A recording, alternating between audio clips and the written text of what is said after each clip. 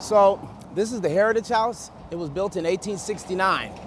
It is the oldest house in Compton. Unfortunately, it has fallen into disrepair, which is a symbol of how our city council governs our city.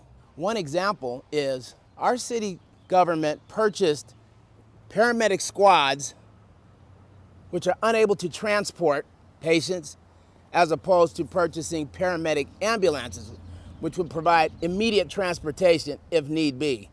It cost the residents money, and it cost an infant his life. Well, there was a program when I was in high school at Compton High called the Executive Intern Program. I was allowed to go actually to the Compton Fire Department and work with the decorated professionals, and that developed me for a career in emergency services. The Executive Intern Program was a partnership between the city and the school district.